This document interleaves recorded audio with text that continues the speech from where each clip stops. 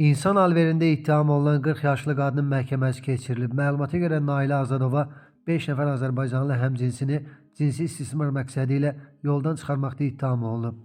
Təqsirləndirilən şəxs müxtəlif vaxtlarda tanış olduğu qadınları Türkiyənin istirahət zonası kimi tanınan Quşadası rayonunda işə düzəldəcəyi adı ilə aldadıb. Qadınlar onun təşkilatçılığı ilə Quşadasına çatdıqdan sonra məsələnin başqa olduğunu anlayıblar. Lakin bundan sonra Nailə Azadovanın Türkiyədəki adamları, qadınları rüsva edəcəkləri ilə qorxudub cinsi istismara cəlb ediblər. Qadın məhkəmədə özünü təqsirli bilməyib, deyib ki, zərər çəkmiş kimi tanınan həmcinsləri öz istəkləri ilə Quşadasında müştərilərə xidmət etməyə razılaşıblar. Zərər çəkmiş şəxslər və şahidlərin ifadələri isə verilmiş iddiamın doğruluğunu təsdiq edib. İstismar qurbanı olan qadınlardan biri bu cinayət nəticəsində müxtəlif allergik xəstəliklərə yoluxduğunu, hazırda pis vəziyyətdə olduğunu deyib, onun ailənin layiqincə cəzalandırılmasını xahiş edib. Bakı Ağır Cinayətlər Məhkəməsinin hökmü ilə Nailə Azadova insan alverində təqsirli bilinib, lakin ona şərti cəza verilib və dərhal həbsdən azad olunub.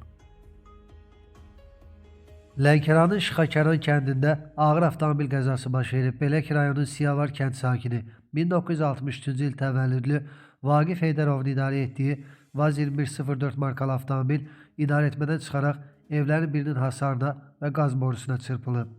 Nəticədə ağır bədən xəsarətlər almış Heydarov Lənkəran rayon mərkəzi xəstəxanasına çatdırılıb, onun müalicəsi müvafiq şöbədə davam etdirilir, faktla bağlı araşdırma aparılır. Bakı-Qazax magistral yolunun Şəmkirdən keçən hissəsində ağır qəza olub. Belə ki, Nissan markalı avtomobil idarəetmədən çıxaraq aşıb. Qəza zamanı 2005-ci il təvəllüdlü Nağıyeva Rəşidə Rəşid qızı, 1991-ci il təvəllüdlü Zeynalov Rəşad Şahmalıoğlu, 1984-cü il təvəllüdlü Zeynalov Toğrul Şahmalıoğlu, 2011-ci il təvəllüdlü Zeynalov Ramal Vasifoğlu və sürücü, 1984-cü il təvəllüdlü Zeynalova Ülviyə Şərafət qızı xəsarət alıblar. Yaralılardan 4-ü evə buraxılıb, bir nəfərin müalicəsi Şəmkir rayon mərkəzi xəstəxanasında davam etdirilir. Faktla bağlı araşdırma aparılır. Gəncə şəhəri Abbas Səhət küçəsində yerləşən ümumi sahəsi 100 kvadrat metr olan kafe tamamilə yanaraq külə dönüb. Hadisə yerinə 2 yanğın söndürən maşın və 15-ə qədər canlı qüvvə cəlb olunub. Yanğın qısa müddətdə söndürülsə də obyekt əşyaları ilə birlikdə tamamilə yanıb. Baş vermiş faktla bağlı araşdırma tədbirlərinə başlanılıb.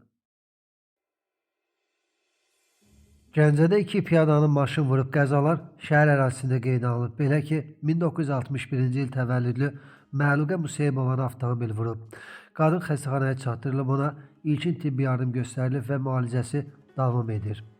Bundan başqa 2015-ci il təvəllüdlü Musayev Gəncə şəhərində yerləşən xəstəxanalardan birinə gətirilib, ona ilkin tibbi yardım göstərilib və vəziyyəti kafidir deyə məlumatda qeyd olunub.